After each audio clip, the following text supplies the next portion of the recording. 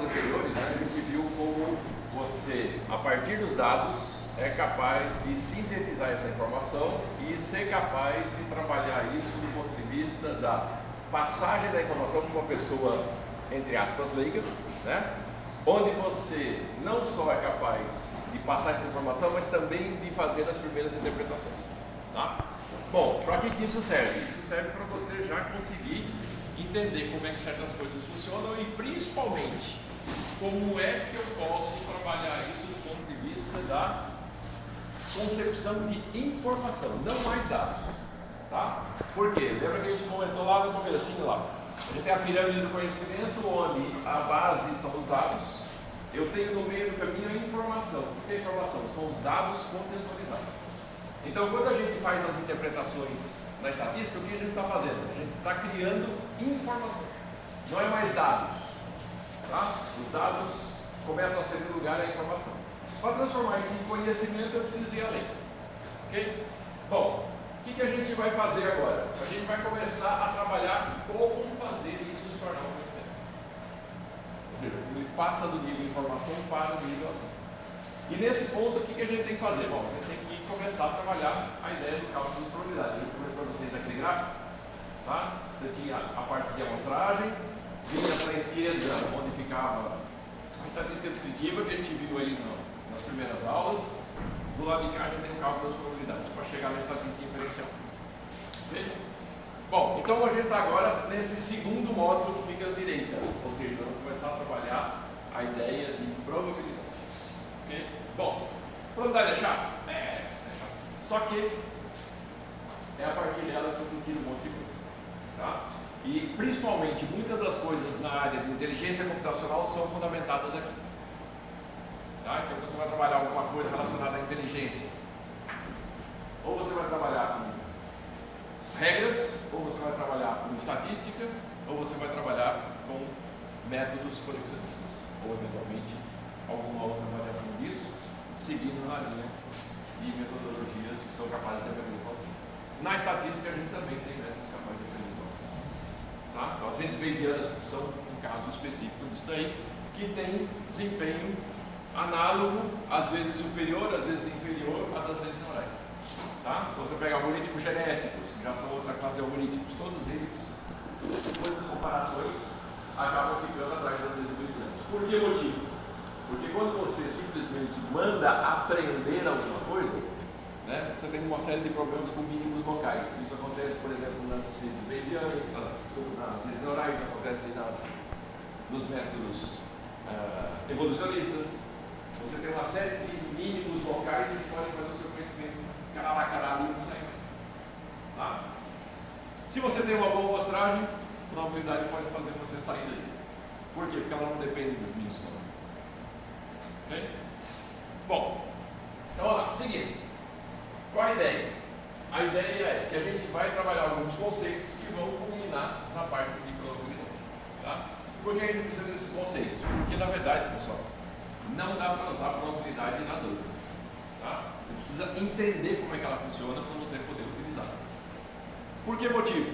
Bom, o que acontece é o seguinte: todo e qualquer método, tá? Independente de que seja, tanto na física, quanto na matemática, quanto na química, não dá para usar na doida. Eu tenho que entender os pressupostos dele para poder utilizar. E aqui não é diferente. Tá? Toda a ciência está baseada em pressupostos. E isso não é mais uma vantagem ou desvantagem da estatística. Isso é da ciência. Então, qualquer coisa que você for na área de ciência, você vai ter que respeitar os pressupostos. Senão, o que você está fazendo está errado. Tá? Então, o objetivo é entenda os pressupostos daquilo que você tem e veja qual é a melhor técnica adequada para você. Tá? Então, vamos lá. O que a gente vai fazer hoje? Bom, a primeira coisa que a gente vai entender é como é que essas coisas funcionam, ou seja, o que é o experimento aleatório, o que é o espaço amostral, o que são eventos e como é que as probabilidades vão atuar sobre cada um. Tá? A gente vai ver tudo isso hoje, porque é muita coisa, mas a gente já vai ver uma parte dela. Okay? Então, para começar a história, vamos entender um pouquinho com respeito à questão dos experimentos. Quando você fala em termos de experimentos, que acontece? A gente conhece experimentos físicos, conhece experimentos matemáticos, conhece experimentos químicos. Sim, conhecemos. Conhecemos na folha de papel. Tá?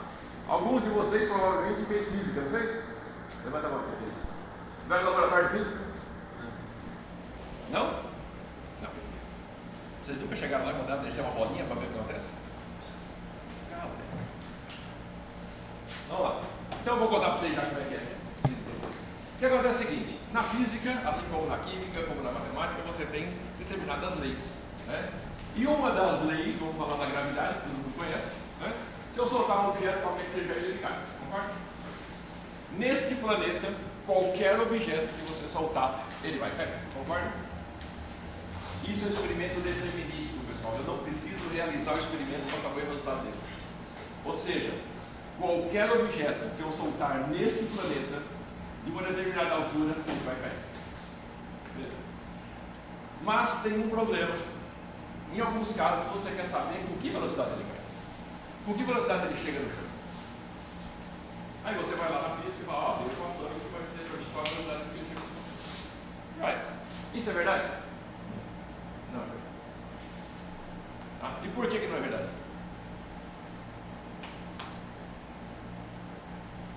Por que aquilo que eu escrevo no meu caderninho lá, na hora que eu calculo todas as velocidades, eu chego no laboratório e não verifico?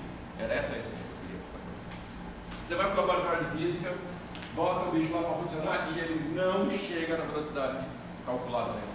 Em física é experimental, né? Não é nada exato, né? Mas qual é a diferença? A resistência do ar e outras variáveis. Exatamente. Um monte de variáveis que eu não levei em consideração, porque Sim. aquilo ali funciona muito bem no vácuo. Bateu no vácuo? Não. Tá? Então o que acontece? Quando eu soltar dois objetos com pesos diferentes, o que vai acontecer?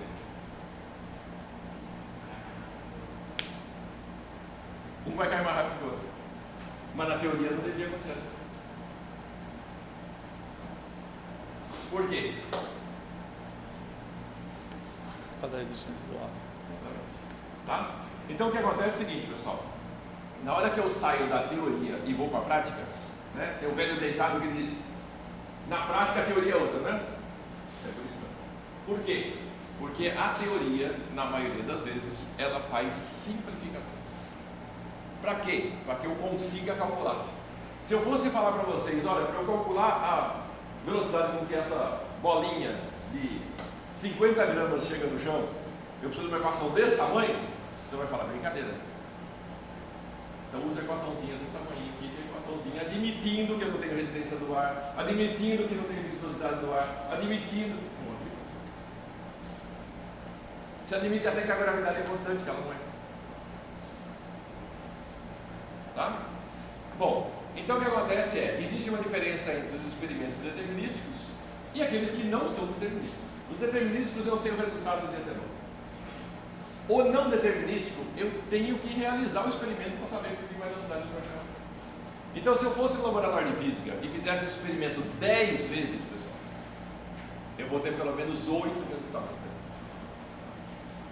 E eu estou chutando o problema. Mas por que eu vou ter 8 resultados? O próprio posicionamento da bola, a massa da bolinha que você está pondo lá, uma bola de gude que seja, ela não é uniforme. E eu estou admitindo. Então, na hora que eu colocar aquela bolinha de um jeito, ela cai de um jeito. Se eu colocar de outro, ela cai de outro. E ela vai chegar com velocidades diferentes. E mesmo que eu fale assim, eu tirei uma foto e coloquei ela exatamente igual naquela posição do jeitinho de antes, ela vai chegar lá na hora. Muitas vezes o que vai acontecer? Eu não tenho instrumento para perceber que essa velocidade eventualmente está diferente na quarta casa decimal. Mas tá. Tá? Então o que acontece? Esse experimento, nas condições ideais, ele é determinístico. Eu posso calcular qual é a velocidade com que a bolinha chega lá. Mas na hora que eu vou para o laboratório, esse experimento não é mais determinístico. E aí? Isso vale para tudo, pessoal. Estou falando da física, mas se você pegar o laboratório de química, é a mesma coisa. Você vai chegar lá e vai dizer, eu quero pegar uma solução e misturar um ácido com uma base. Beleza, vai fazer. Então, na teoria, as coisas tendem a ser determinísticas, e na prática não determinísticas. Entendeu? Então o X da questão é, na hora que eu vou misturar os dois componentes químicos lá no laboratório de química, quando você põe na equaçãozinha química lá um determinado elemento mais outro determinado elemento, você está considerando que tem uma concentração dele. Quando você vai comprar álcool, está escrito álcool puro ou está escrito álcool 98 graus? Ou está escrito álcool 46 graus? Álcool 70. Álcool 70 é álcool tudo que é raio de concentração. Por quê, pessoal? Não existe elemento puro. Então, na hora que você vai usar isso, mesmo industrialmente, você vai usar esse elemento em alguma concentração. Significa o quê? Que ele está diluído em outra coisa, que não está na sua equação da química. O álcool normalmente é diluído em água. Então, o que vai acontecer quando eu pegar a minha equaçãozinha lá e falar assim, ó, quero pegar a equação da combustão do álcool no meu carro. Sim, você levou em consideração que tem água lá dentro? Então, na hora que você calcula a potência que aquele álcool deveria dar no seu carro, vai dar? Estão entendendo? E o que acontece é que, quando a gente faz isso do ponto de vista matemático, físico, químico, ou seja, em qualquer área da ciência onde eu tenha explicações teóricas para aqueles fatos, o que vai acontecer? Eu consigo prever uma série de coisas, mas eu não consigo prever tudo. E por que eu não consigo prever tudo? Porque tem coisas aleatórias acontecendo. Tá? E essa aleatoriedade, pessoal, vem de várias fontes. Na química, é a diluição que você não levou em consideração. Na física, a distribuição de massa, a velocidade e a resistência do ar. Você não levou em consideração. Tá? E isso vale para qualquer ciência. Você vai para a biologia igual. Por que motivo? Porque nenhum ser humano é igual ao outro. Nenhum ser é igual ao outro. Nem planta, nem animal. Então tudo que você vale com um animal, necessariamente vale para o outro. Se pegar dois da mesma espécie também não vale. Tá? Então, no final das contas, o que acontece? Esses experimentos que são chamados determinísticos são experimentos que existem em condições reais. Se eu tivesse lá no vácuo do espaço e fizesse a experiência da bolinha, provavelmente se eu tivesse, lógico, né, tudo aquilo que a teoria preconiza, né, a massa perfeitamente distribuída, parará, eu ia chegar exatamente naquele valor. Só que isso acontece com condições reais. Então, se eu fizer dentro do planeta Terra esse bendito experimento, ele vai dar o resultado. Tá? E se eu fizer numa sala e mudar de sala? Só dá resultado. É o que você disse também do CD, né? Que quando a gente grava no CD, a música sempre é um pouquinho diferente, o áudio. Porque é uma amostragem. É uma postagem. Tá? Então, no final das contas, pessoal, a ideia é: existem mais experimentos não determinísticos do que determinísticos. Tá? Por quê? Porque tudo que eu tenho na teoria passa por uma simplificação. Ok? Bom, e aí? E aí, se eu quiser tentar explicar as coisas, eu vou ter que usar as equações da química, da física, da matemática. Só que eu vou ter que levar em consideração que existem componentes aleatórios no universo. Ou componentes que, por um motivo qualquer, eu resolvi não levar em consideração. Ok? Então, será que eu consigo uma equação determinística para conseguir a velocidade da bolinha aqui no planeta Terra? Consigo. Uma equação desse tamanho. Consigo. Mas por que eu vou usar aquela equaçãozinha da física desse tamanho? Simplificação. O que o ser humano faz? Ele simplifica as coisas. Tá? E a gente usa a simplificação para absolutamente tudo. Ok? Uma das simplificações é considerar o experimento aleatório. Ou seja, mesmo sabendo que existem características lá que não foram levadas em consideração, eu posso tentar estimar determinadas coisas à revelia das coisas que eu não consegui medir. E vou chegar a algum lugar? Vou. Com uma diferença. O experimento aleatório vai dar para mim sempre a mesma resposta. E o experimento determinista sempre vai dar a mesma resposta. E o aleatório não. Ok? Então, se eu fizer as coisas direitinho, eu posso chegar numa equação muito mais interessante para aquela bolinha que está caindo do que a própria equação. Ou eventualmente usar aquela equação com outros componentes que eu posso medir, sem necessariamente medir diretamente aquilo que eu não vou conseguir medir. Tá? Então, por exemplo, para medir as variações da gravidade, vou usar um instrumento que é metade dessa sala. Dá para colocar isso junto da bolinha? Estou colocando. Tá? Então tem coisas que é impraticável. Okay? Deu para entender, pessoal? Então, o experimento aleatório é um experimento que eu não sei de antemão qual é o resultado dele. Faça a mínima ideia. Mas eu conheço quais são os possíveis resultados. Ou pelo menos eu tenho uma boa ideia. Então, o que acontece é o seguinte. Eu tenho um experimento aleatório e esse experimento aleatório, eu sei que cada vez que eu usar ou que eu fizer esse experimento, ele me dá uma resposta diferente ou ligeiramente diferente. Ok, mas eu tenho uma condição interessante. Não sei qual o resultado, mas eu sei o conjunto de possíveis resultados.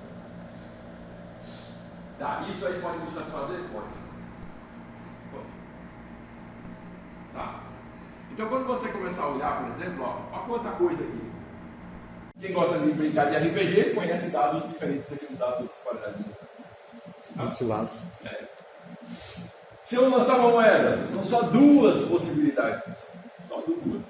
Só a cara, a coroa. Acabou. Não interessa a moeda de que país seja, só tem dois lados. E mesmo assim a gente não sabe. Tá? E aí vai. Número de jogadores número de ganhadores da cena, rodada de uma roleta, o valor da ação da bolsa de valores. Esse aqui então é tão aleatório e tão bagunçado que, olha, eu conheço gente que está há mais de 20 anos pesquisando esse negócio e nunca chegou em mim. Por que motivo? Porque as componentes aleatórias aí são gigantescas e pior, ainda existe uma especulação. Então quando você fala assim, bolsa de valores, eu consigo saber tudo que sobe por algum motivo. Mentira. É só isso que sobe no dia bom, ninguém sabia que subiu. E do mesmo jeito ela cai no outro dia e ninguém sabe por quê. Tá? Uma firma coloca lá um balanço bom, significa que a ação vai subir. Depende. Depende de quanta informação vazou. Se essa informação vazou, ela está subindo já uma semana e você nem percebeu. E quando chegar o balanço da firma que é bom, todo mundo faz assim, agora vai subir. Não, ela cai. Por que ela cai? Ela já estava subindo. Então, no final das contas, o que acontece? Cada coisa aqui tem as suas especificidades. E como elas têm essas especificidades, você não consegue prever. Além das componentes aleatórias e outros componentes que você nem sequer conseguiu medir. Que é o caso, por exemplo, da bolsa de valores. A especulação que existe dentro daquelas coisas. Tá? Aí, no caso de redes, quantos pacotes estão trafegando na minha rede num intervalo de tempo? Rede é uma coisa estupidamente aleatória. E mesmo que cada um dos computadores conectados a ela seja determinista, o resultado é aleatório. Por quê? Porque cada fonte é determinística no seu tempo. E eu teria que modelar cada uma das fontes. Então, se eu pegar todos esses computadores aqui, cada um de vocês usando o mesmo programa, fazendo exatamente a mesma coisa, a mesma sequência. Tá? Valor de um pixel escolhido numa imagem. Bom, se eu pensar na imagem monocromática, 0,255, tá aí. Qualquer elemento de uma imagem, mesmo pequena, eu não consigo prever. Tá? Por que eu quero prever? Eu posso querer prever para comprimir. Eu posso querer prever para transmitir. Eu tenho um monte de algoritmos que prevêem. Né? Só que acontece o quê? Boa parte dos algoritmos são com perdas. Por que é com perda? Porque ele não vai entregar para você exatamente o mesmo valor que você mandou. Você tem um modelo no meio do caminho, onde aquele pixel entra com o valor dele, passa por esse modelo, é enviado, quando chega do lado de lá, não é mais o mesmo pixel. Então ele valia 195 aqui, quando chegou lá ele era 193. Visualmente, o olho humano pode até nem perceber essa diferença. Se for uma imagem muito grande, se os pixels tiverem uma resolução muito boa. Mas se for uma imagem pequena, com uma resolução ruim, lá de lá você vai perceber. Tá? Então, essas coisas são coisas também que passam por experimentos que, teoricamente ou aparentemente, não deveriam ser aleatórios, mas tudo bem, pessoal? Até aí, tranquilo? Alguma dúvida?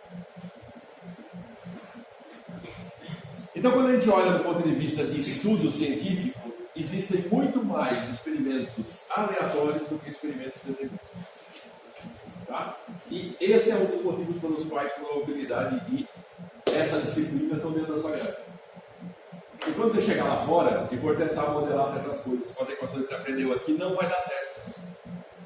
Não tem como dar certo. E você muitas vezes vai ter que lançar a mão desse negócio aí. Gostando ou não de estatística, você não vai. Entendeu? E esse é o drama. Tá? Muita gente não gosta da disciplina, não gosta. Eu mesmo não gostava de certa disciplina na minha graduação. E eu tive o azar desgraçado do meu primeiro emprego no Salvador. Quase fui para a rua por não saber o nome. Vamos lá. Então o negócio é o seguinte. Quando eu estou trabalhando no experimento aleatório, olhando todos esses experimentos que a gente viu antes, o que a gente tem? A gente tem a ideia de que eu não sei o resultado, mas eu posso conhecer possíveis resultados. Tá, isso funciona para alguns casos, mas outros já fica um pouco mais difícil. Então vamos ver. Primeiro, se eu estou trabalhando com os possíveis resultados do experimento, teoricamente eu sou capaz de pelo menos enumerar todos eles, concorda? Então quando eu falo da moeda, eu sei que só existem 2. Quando eu falo do dado comum só tem 6. Mas o que acontece, por exemplo, se eu chegar aqui e falar assim, olha, os ganhadores da Mega Sena. Bom, finito é porque é um número finito de apostadores. Mas como cada uma das rodadas da Mega Sena tem também um número aleatório de apostadores, então eu tenho aleatoriedade sobre aleatoriedade. Tá? Então esse número aqui, a menos que eu conheça de antemão quantos apostaram, e quando eu estou apostando eu conheço. Tá? Por quê? Porque ela fica aberta durante um período de tempo para todo mundo apostar. Quando chega no final, eu já apostei, que eu vou saber com quantas pessoas eu estou concorrendo, concorda? É a mesma coisa do vestibular. Eu me inscrevi, eu sei quantos candidatos por vaga tem? Não. Até sair o resultado.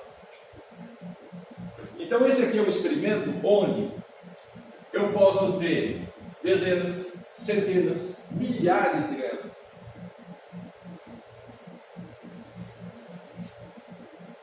É raro ter milhares de ganhadores. Okay? Por quê? Porque de antemão, quando eu estou apostando, eu só sei que pode não ter ninguém ganhando até o número X, que é o número de apostadores. Obviamente não vai ser todo mundo que vai ganhar, porque todo mundo faz aposta diferente. Mas todos são candidatos a. E quando eu estou apostando, eu não sei quantas pessoas eu estou concorrendo.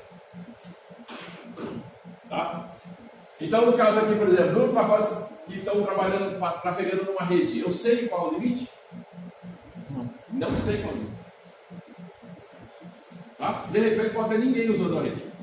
De repente, tem 10 pessoas lá fazendo videoconferência. Tá? O que eu sei aqui? Eu sei a largura de banda de que eu disponho. Mas quantos pacotes estão rodando lá dentro? Ok? A mesma história do valor do pixel. Eu sei que são de 0 a 255. Qual é exatamente o valor de pixel que eu estou transmitindo nesse momento? Não sei. Porque isso acontece numa velocidade muito rápida. Né? Televisão, por exemplo. Eu tenho que transmitir 3 canais ao mesmo tempo. Então, como é que fica? Eu já não estou nem trabalhando com um valor de pixels, estou trabalhando com um vetor de pixels. Conversa com outra. Tá? Então, cada um desses experimentos tem a sua característica. E esse conjuntinho que a gente está chamando aqui de ômega, a gente dá um nome para ele, chama espaço amostral. Ou seja, o espaço amostral é aquilo que vai me ajudar a entender quantas possibilidades existem. Tá? quantas coisas estão acontecendo ao mesmo tempo, ou são possíveis de acontecer. Então eu vou saber, por exemplo, que dentro de um dado pode acontecer 1, 2, 3, 4, 5, 6. Não estou considerando que o dado pode cair aqui. Se não, seria uma sétima possibilidade. Estou jogando o dado numa condição onde ele pode cair de quina. Então eu tenho que levar em consideração isso também. Se eu estou jogando ele em cima de uma mesa, não tem como cair de quina. Só considero os 6 valores. A moeda, mesma coisa. Não estou considerando que ela possa cair de pé. Senão é uma terceira possibilidade. Ok? Agora, se eu tiver uma situação onde eventualmente essa moeda possa cair de pé, ela deve ser levada em consideração. Está entendendo? Por mais absurdo que seja, e por mais estranho que seja. Ok, então cada um desses espaços amostrais que estão sendo mostrados aqui, eles estão mostrando para mim o seguinte: ele pode ser de qualquer tamanho, pode começar no zero e até onde for, e pode ter inclusive respostas qualitativas. Então não necessariamente é quantitativo. Tá? Eu tenho vários casos aqui onde são quantitativos. Aqui é quantitativo, mas aqui não. Aqui é qualitativo. Tá? E qualitativo nominal, ou seja, nem ordem tem. Então, que tipo de operação matemática eu posso fazer aí? Nenhum. Mas eu posso calcular a probabilidade. Essa é a coisa. Tá? Então, o interessante da probabilidade é que ela funciona bem como uma forma de modelagem em cima de variáveis tanto quantitativas quanto qualitativas de qualquer natureza. E isso aí faz uma grande diferença. Ela pode modelar qualquer coisa que está aí. Se eu for pensar em outros arcabouços teóricos, pode ser que eu não consiga modelar, por exemplo, variáveis qualitativas, ou não consiga trabalhar com variáveis numéricas. Ou só posso fazer com a numérica e não posso fazer qualitativa. Ou seja, é muito complicado você para conseguir trabalhar com vários tipos de variáveis simultaneamente. Posso, inclusive, trabalhar com elas cruzadas.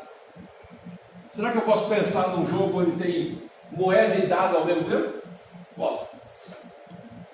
Eu posso modelar elas com uma coisa só, com probabilidade. Mesmo sendo variáveis de características. Está entendendo? Tá? Mesmo sendo qualitativo e quantitativo, dá para misturar? Tá. A gente não vai ver isso no curso, mas tá. Certo. Tá? Bom, além disso, o que acontece é o seguinte: qualquer valor que eu tiver aqui dentro, seja ele que tipo seja, tá? Eu vou chamar ele de ponto amostral. Ou seja, cada um dos elementos que estiverem contidos dentro do meu espaço amostral, por exemplo, esse 1 aqui é um ponto amostral. O 2 é um ponto amostral. O 3 é um ponto amostral. O cara aqui é um ponto amostral. Tá? Mas é individual. Ponto amostral é só um elemento. Por quê? Porque quando eu tiver mais, eu posso chamar de outra coisa. Que a gente vai ver na aula. Ok? Então esses conceitos, pessoal, vão ajudar a gente em quê? Na modelagem que vai vir mais para frente. Então eu vou ter que trabalhar com o espaço amostral? Vou. Vou ter que conhecer o espaço amostral? Vou. Porque a minha modelagem parte dele. Mesmo não conhecendo o resultado, mas eu posso modelar a partir daquilo que eu conheço. Tá? E nesse caso aqui, o que acontece? Eu conheço o espaço amostral. Mesmo aqueles que podem ser infinitos? Sim, são infinitos, mas são enumeráveis. Tá? Ou seja, ele é finito de alguma maneira. Porque quando eu trabalho, por exemplo, com o número de ganhadores da cena, eu não sei quantos tem, mas eu sei que não pode ser maior do que o número de apostadores. Ok? Então tem um limite, mesmo que eu não consiga identificar que limite é esse. Tá? Um dia desse eu ainda vou parar de bater isso. Tudo bem aí, pessoal? Tranquilo? Vai? Bom. Então a questão é a seguinte: quando eu tenho apenas um valor, eu chamo ele de ponto amostral. Quando eu tenho mais de um valor, eu vou chamar ele de evento. Tá? E o evento é qualquer subconjunto do espaço amostral, mesmo que ele só tenha um ponto. O evento pode ser um ponto amostral? Pode. Como é que é o processo de evento? O ponto amostral é só um elemento. O evento é qualquer subconjunto do espaço amostral, mesmo que ele só tenha um elemento. Tá? Então o ponto amostral pode ser um evento. Ok? Então, nesse caso aí, o que acontece? Eu quero entender que esse evento, como é qualquer subconjunto dentro do espaço amostral, o que acontece? O evento é o que eu estou interessado. Se eu estou interessado em saber qual é a velocidade com que a bolinha vai chegar no chão no meu experimento de física, eu tenho o quê? O conjunto dos números reais de velocidade, concorda? Que vai desde o zero. No zero pode acontecer? Não deve acontecer. Até o quê? Até uma velocidade máxima que depende de quê? Dessa altura, concorda? Ele vai chegar com a velocidade máxima lá embaixo? Não vai. Por que não vai? Porque tem a resistência do ar. Ok? Então eu defino meu espaço amostral como um subconjunto dos reais, onde começa em zero e termina na velocidade máxima calculada pela teoria. Que eu sei que eu não vou atingir. Assim como eu também não atingo o zero. Concorda? Porque se eu soltei a bolinha, a menos que não exista altura, né, vai ter alguma velocidade. Tudo bem? Tranquilo? Então o que acontece? Eu posso definir um evento de interesse em cima desse espaço amostral. E ele pode ser qualquer um. Então, por exemplo, no caso do dado aqui, ó, eu tenho 6 possibilidades. Tá? E eu vou, por exemplo, querer um número par. Estou jogando aí contra uma pessoa, ela aposta no ímpar, eu aposto no par. Beleza. Então, aí. O meu conjunto, o subconjunto de interesse, o meu evento de interesse, é esse evento A que tem apenas 2, 4, 6. Mas o meu espaço amostral pode ser maior, pode ser muito maior. Tá? Quando você joga na Mega Sena, não pensando no número de jogadores, mas nos números possíveis de apostas. Quantas apostas são possíveis na Mega Sena? Bilhões, pessoal. São bilhões de apostas. Mas você fez a sua, que é uma só. Tá? Seja lá quantos números você colocou ali, 6, 7, acho que até 9, né, que é possível. Né? Você fez a sua aposta e ela é uma dentro desses bilhões de possibilidades. A vantagem de você colocar mais números é que você cobre um número maior de apostas, concorda? Mas significa que você vai ganhar? Não. Tá? A mesma coisa acontece em outros jogos de azar, onde você pode apostar muita coisa, mas não quer dizer que você vai ganhar. Ah, e se eu ganhei? Sorte sua. Por isso que chama jogo de azar. Né? Você não conhece a probabilidade, você conhece eventualmente até a probabilidade de ganhar ou não, mas em geral é um em alguns bilhões, no caso do Mega Sena. E se for na roleta? Se eu estiver jogando num número só, é 1 em 36. E se eu jogar as combinações da roleta? Aí, meu amigo, vai embora. Tá? Por quê? Porque você tem as combinações de par, ímpar, vermelho e preto, você tem a combinação de par, ímpar, vermelho e preto, o que mais tem? Branco. Não, tem 3 combinações na margem da roleta. Não, o verde não pode apostar. O verde é o zero. O zero é... Ah, o intervalo. Isso, tem os intervalos. Você pode apostar na linha, pode apostar na coluna e até 2 linhas. Tá? Ou seja, na hora que você começa a colocar todas essas possibilidades de aposta no cálculo, esse negócio vai lá e fora. Tá? Vai crescendo.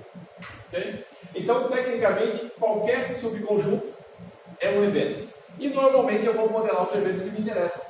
Eu não vou ficar modelando tudo, vou modelar o que me interessa. Tá? Então, nesse caso aqui, por exemplo, obter um número menor ou igual a 6 num dado. Isso é tudo. Se eu estou jogando um dado, só tem 6 faces. Então, o evento B que está lá é o próprio espaço amostral. Eu tenho esse outro evento aqui, né? Sim, e ele chama de evento certo. Por quê? Porque qualquer coisa que acontecer, eu vou ganhar. Tá?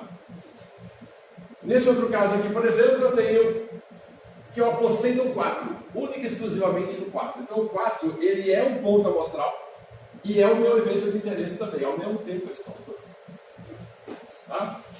Então isso aqui é chamado de evento elementar. Nesse outro aqui, eu quero obter um valor maior ou igual a 7 no dado. Se eu estou trabalhando no dado de 6 faces, isso não pode acontecer. Então o resultado dele é vazio. Não existe esse evento. Tá? Então ele é chamado de evento impossível. O evento impossível está dentro do meu espaço amostral? Tá, eu denoto ele, mas ele fala. Tá? mesmo sem contar nada, né? Sim, porque o meu conjunto de resultados possíveis são aqueles ali. Os que não estão ali significa o quê? Eu não escrevi, mas eles existem. Entendi. Então eu posso falar assim, eu posso pensar num conjunto onde eu vou colocar 7, 8, 0. Posso? Vale a pena escrever? Não. Tá? Entendi. Mas, tecnicamente, o que eu estou usando? Eu estou usando aquilo que são os resultados possíveis, verificáveis. O 7 não é verificável. Tá? Então ele é vazio. Ok? Ficou claro, pessoal? Tranquilo? Então aqui são vários eventos, né, em nomes de eventos que eu posso dar. Então o evento certo, quando o evento meu coincide com o espaço amostral. O evento unitário, o evento elementar, que é quando ele coincide com o ponto amostral. E o evento impossível, quando ele não tem chance nenhuma de acontecer. Não tem como acontecer dentro daquela situação. Tá? Eu precisaria pegar um dado maior para conseguir o 7. Tem dados que tem 7? Tem. Dados que tem 7, 8, 9. Tá?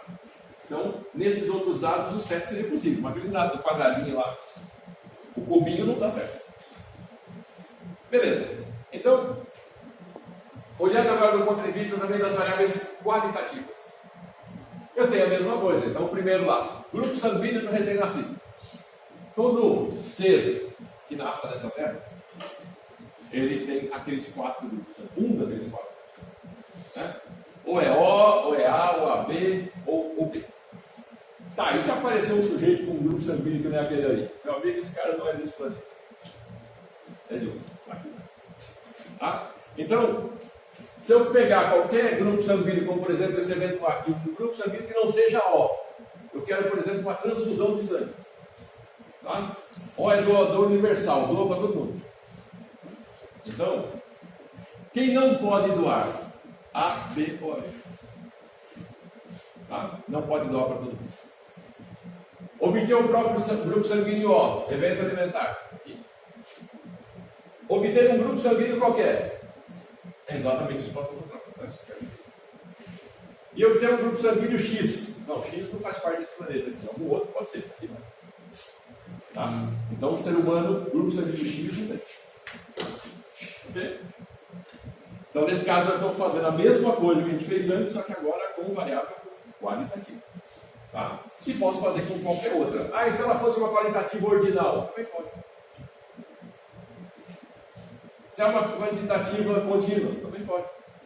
Ou seja, qualquer tipo de espaço amostral, de qualquer natureza mensurável, eu posso colocar. Tudo bem? Beleza? Dúvidas? Tranquilo? Vamos lá. Só que fazer isso não funciona, né? Não é o suficiente para mim simplesmente trabalhar com os eventos. Eu vou ter que trabalhar com conjunções desses eventos, né? Ou disjunções desses eventos. Por que isso? Bom, aí vocês sabem por quê. Toda vez que eu vou trabalhar com conjunto, o que eu estou fazendo na verdade? Estou combinando coisas. E quando eu combino coisas, o que acontece? Eu posso trabalhar dentro da teoria de conjuntos ou posso trabalhar dentro da lógica, concorda? Se eu trabalhar na lógica clássica, né, eu estou trabalhando dentro dessa mesma ideia. Onde eu tenho conjunções ou disjunções de conjuntos.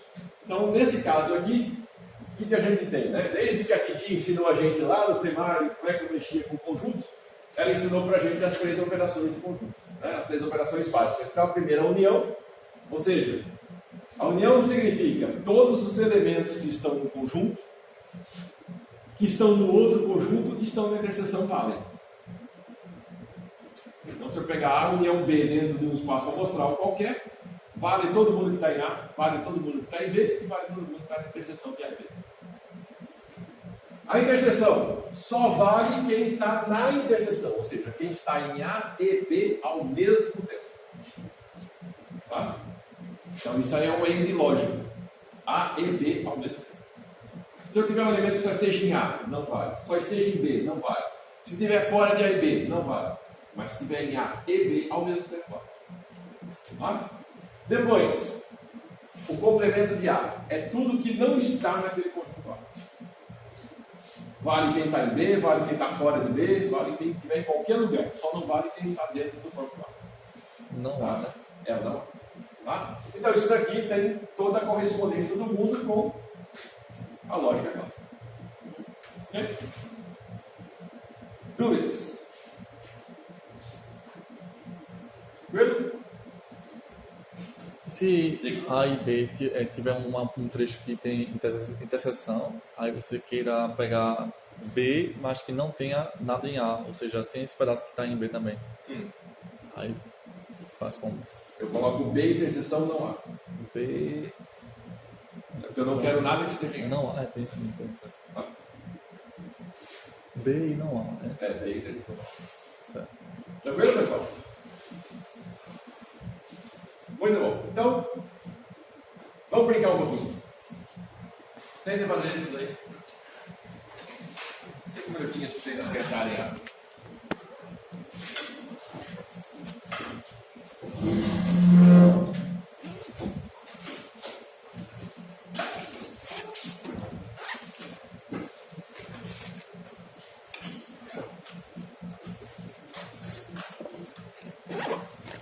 Sim, pessoal, deixa eu dar um aviso para vocês. Eu estou com uma bolsa de iniciação científica para trabalhos em inteligência dentro de sistemas de treinamento em realidade virtual.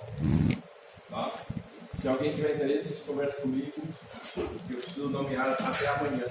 Se vocês souberem de alguém que está aqui, você tem CR 107, as condições normais do vídeo da frente. Tá?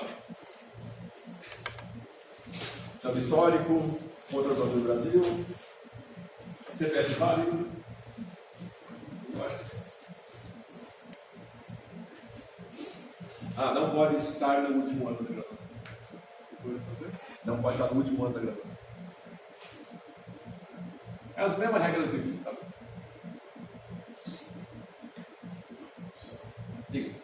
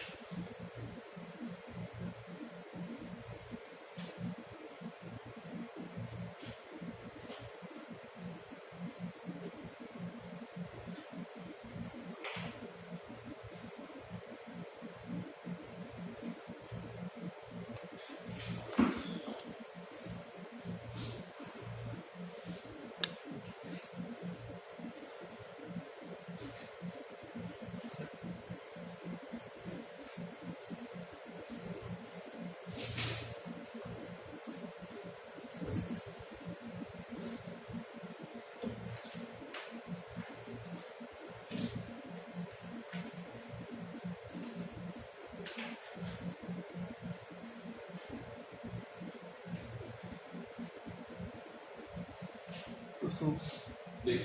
no caso do não há, Não. Porque a A é par e o B é um número menor ou igual a 3. Então são os ímpares. porque tem um conjunto total, né? Aí, Se entendi. B fosse os ímpares, aí sim. Sim. Não há.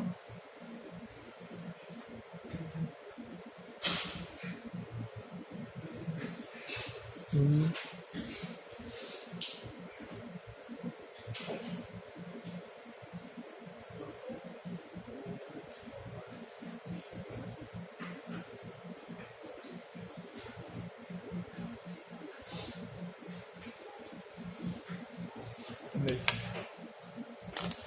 Pra entregar? Não. Pode se divertir. Beleza, galera? Então, vamos lá. Ocorreu o número par, o que é? 2, 4, 6. 2, 4 e 6. Tá? Ocorreu o número menor ou igual a 3. 1, 2, 3. 1, 2 e 3. Se eu quiser a união de A e B. 1, 2, 3, 4, 5, 6. Ó, cuidado com o 5 aí, galera. Ah, sim. Não tem um 5, né?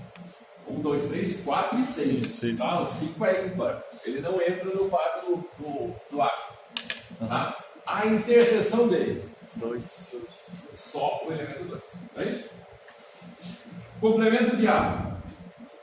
3, 5. 1, 3, 5 são os ímpares. E o complemento de B? 4, 5, 6. 4, 5 e 6. Tá? Se eu não quero esses elementos menores do que 3, sobrou 4, 5, 6. Tá? Tranquilo, pessoal? Normal? Beleza? Vamos lá. Deixa eu conferir ainda aí as respostas. Tá? Bom, o X da questão é: eu fazer operações com eventos, a gente já conhece desde a titia lá do primário. Né? O que a gente ensinou pra gente fazer isso aí foi.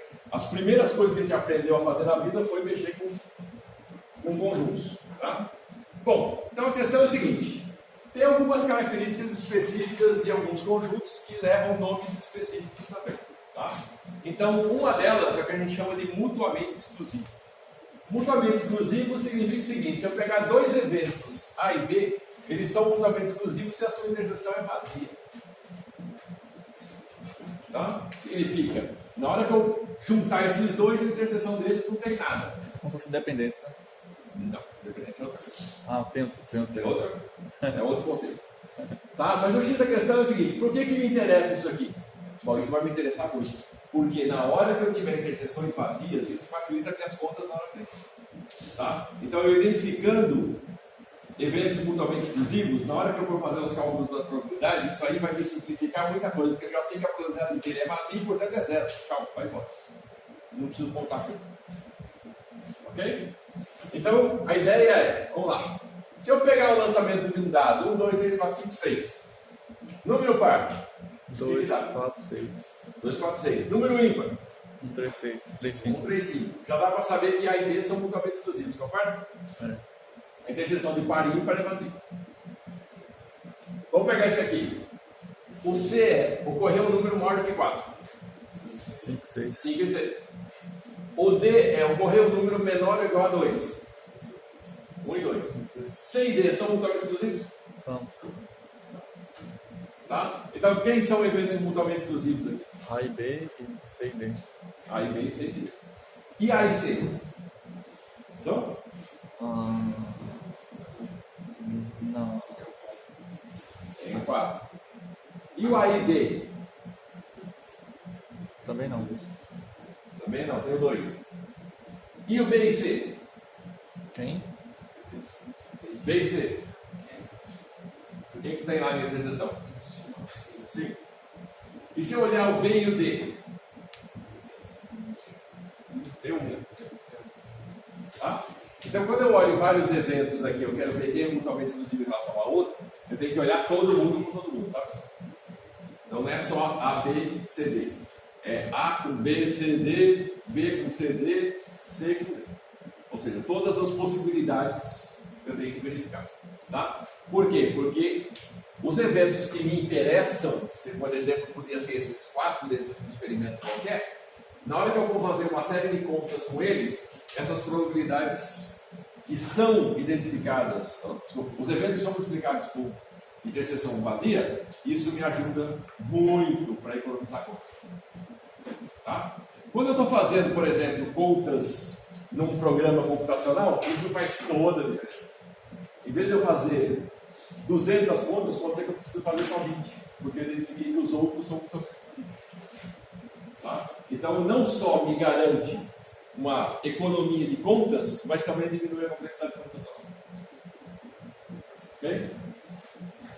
Beleza até aí, pessoal? Todo mundo entendeu? É? Então, vamos lá. Isso aqui a gente já viu. Né? Frequência relativa, a gente já viu na tabela lá. Tá, mas por que ele está vendo de novo? Porque é dela que nasce a probabilidade. Tá? Só que agora a gente vai ver a frequência relativa com uma outra cara, não ela dentro de uma tabela, mas ela como uma forma de calcular alguma coisa. Tá? Então, a ideia da frequência relativa é o seguinte: eu estou olhando sempre quantas vezes um elemento acontece, né, olhando a tabela. Vamos voltar para a tabela. A frequência simples era ver quantas vezes aquele elemento aparece né, dentro daquele valor ou no intervalo, não é isso? Essa é a frequência simples. A frequência relativa é o quê? Eu pegar esse número e dividir pelo total.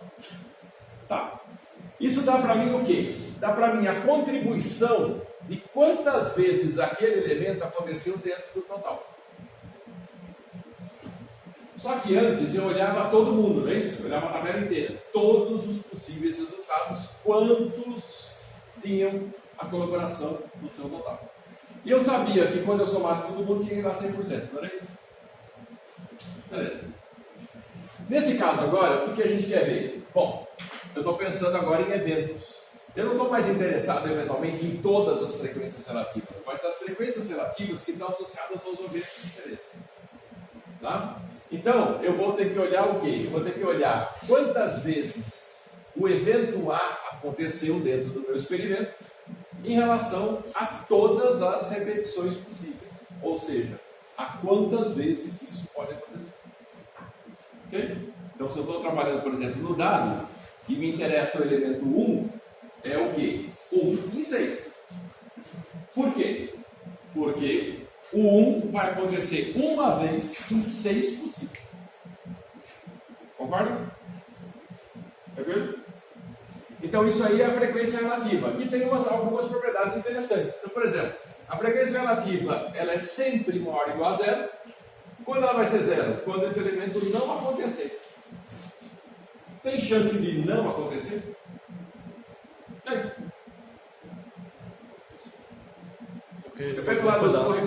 Porque sobrou um pedaço em que o A não é escolhido, né? O A não é escolhido. Então, por exemplo, eu pego lá nas corridas de Fórmula 1. Qual a chance daquele cara azarão que sempre sai em último ganhar uma corrida? Se eu olho o histórico da vida dele, ele nunca ganhou uma corrida, qual a probabilidade de ele ganhar uma corrida? Qual a frequência dele ganhar? Acho. É zero. Ele nunca ganhou. Está entendendo? O cara sempre larga em último. Como é que ele vai conseguir ganhar a corrida? Só se todo mundo na frente dele quebrar. Aí ele é capaz de ganhar. Caso contrário, e se esse também ele não quebrar. Tá? E a frequência também é menor ou igual a 1. Ou seja, lembra que eu tenho um evento que é o evento certo? Que é aquele evento que acontece exatamente igual ao espaço amostral? Então ele também existe. Tá? Em geral, pessoal, o que acontece é que na maioria das vezes eu não estou trabalhando com esses dois tipos de evento. Estou falando em situações práticas, tá? Não é uma teoria, é prática. Em prática, eu estou sempre trabalhando entre 0 e 1. Okay? Para incluir o 0 ou incluir o 1, o que acontece? Eu tenho que estar trabalhando com uma situação onde alguns eventos possam nunca acontecer e tem eventos que vão poder acontecer. Ok? Mas normalmente na prática, tá? Deixando bem claro, na prática a gente não trabalha com 0 e 1. Ok? A gente trabalha entre 0 e 1. Tá? Situações práticas. Na teoria, a teoria é obrigada, né, a incluir as situações por mais absurdas que elas sejam. Muito bem. A frequência é 1 quando o A acontece em todas as repetições. Então ele é o evento certo. Ele nunca acontece, então a frequência é 0, então ele é um evento impossível. Tá? Na prática, pessoal, voltando a repetir, na prática isso raramente acontece. Tá? Em que situações isso poderia acontecer? Bom, eu estou trabalhando lá com astronomia. Tá? E astronomia, eu estou vendo uma nebulosa que está a 50 anos-luz da Terra. Estou estudando aquela nebulosa. Muito bem. E de repente a maior estrela dela resolve explodir. Tudo bem. Ela explodiu. Existe nebulosa para trabalhar? Não existe mais. Então, estudar essa nebulosa passou para mim ser um evento impossível. Eu podia ter estudado até hoje, mas o dia da explosão não existe mais. Então, nesse caso, esse evento, apesar de imprevisível, é possível. Ok? Mas está num campo de probabilidades que eu desconheço. Eu não sei quando que aquela coisa ela vai explodir. Ela pode explodir? Pode. Com que probabilidade? Não sei. Não posso entender. Ok? Não tem nenhum dado para se basear, né? Para fazer a estatística. Com o conhecimento humano hoje, não. Sim. Tá? Porque o que a gente conhece em termos de estrelas e planetas, se eu conseguir observar muito bem, eu estou a 50 anos de distância, né? Então eu estou vendo o que aconteceu há 50 anos atrás naquela estrela. É meio complicado. Tem condições em determinados ciclos de estrela que eu sei que antes dela, né, resolver explodir, ela vai acontecer algumas coisas com ela. Ela vai entrar numa atividade maior, vai acontecer uma série de coisas. Mas tem estrelas que o ser humano não conhece o suficiente. Né? Então, se ela resolver explodir, é que nem um vulcão entrar em erupção. Eu tenho alguns sintomas que podem acontecer, mas podem acontecer aqueles sintomas e não entrar em erupção. Ou seja, o conhecimento humano não é tão avançado o suficiente para poder dizer, com uma margem de erro aceitável, que um vulcão vai eruptar. Um terremoto vai acontecer, também não sei. Ou seja, existem prenúncios que acontecem sempre que um terremoto ou um vulcão vai explodir. Ok. Mas ele pode acontecer tudo aquilo lá e não acontecer nada depois. Tá? E aí entra uma coisa interessante aqui. Ó. Se os eventos são mutuamente exclusivos, a frequência da união é a soma dos eventos. Comecei a usar já o mutuamente exclusivo. Né? Ok? Quando a gente chegar em probabilidade, a gente vai ver que a probabilidade de eventos não mutuamente exclusivos tem uma componente a mais aqui, tá? Vai ter alguém a mais aqui no meio do caminho. Tem uma terceira componente. Mas em eventos mutuamente exclusivos, acontece a soma. Isso. Tá? E aí, okay? Quando eu tenho interseção de eventos, o que acontece? Eu somo o que acontece em A, somo o que acontece em B. Mas eu tenho uma interseção só, que eu somei duas vezes. Então eu tenho que tirar uma. Tá? Tudo bem, pessoal? Até aí? Tranquilo? Essa aqui, pessoal, é a base da probabilidade. Quando eu vou considerar uma frequência relativa como sendo uma probabilidade? Cenas do próximo capítulo. A gente vê na próxima aula. Ok? Então, essa aqui vai ser a base de praticamente tudo que a gente vai estudar aqui.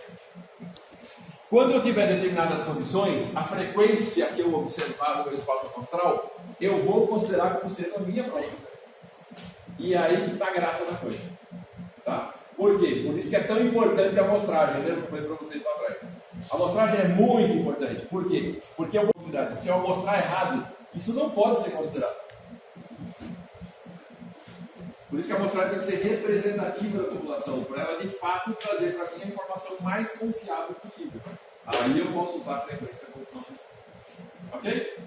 Devagarzinho a gente vai encaixando as peças e vão entendendo por que determinadas coisas não vão acontecer. Mas tudo tem um porquê.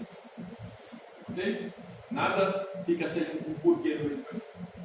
Tá?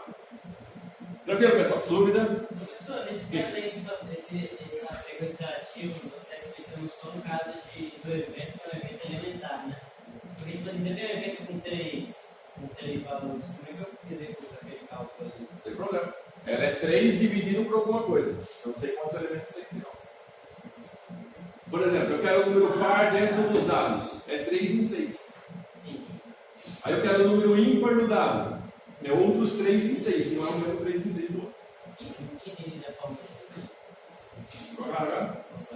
Beleza? Mas não daria para fazer no nosso da Mega Sena, por exemplo, caso que não dá para contar. A Mega Sena é bom.